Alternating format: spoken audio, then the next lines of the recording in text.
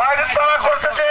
চট্টগ্রাম কর্ণফুলী উপজেলার চরপাথরঘাটা ইউনিয়নের পুরাতন ব্রিজঘাটের ৩০০ ব্যবসায়ীকে উচ্ছেদ নয়, বরং ৫০ ফুট রাস্তা প্রশস্তকরণ করে পুনর্বাসনের দাবি জানিয়েছেন ব্রিজঘাট ব্যবসায়ী সমিতি নামে এক সংগঠন।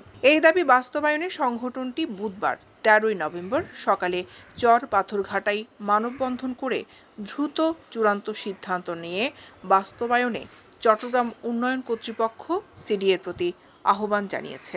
এতে বক্তব্য রাখেন চরপাথরঘাটা পুরাতন ব্রিজঘাট ব্যবসায়ী সমিতির সভাপতি ও চরপাথরঘাটা ইউনিয়নের সাবেক ভারপ্রাপ্ত চেয়ারম্যান এম মঈনুদ্দিন, সাবেক সভাপতি জাহেদুল ইসলাম জাহেদ, সাবেক সভাপতি মোহাম্মদ আনোয়ার হোসেন সওদাগর, সাধারণ সম্পাদক নেসার আহমেদ। আজকে স্বাধীনের পর থেকে এই সিডিএর জায়গায় অস্থায়ীভাবে ক্ষুদ্র ব্যবসা করে আসতেছে।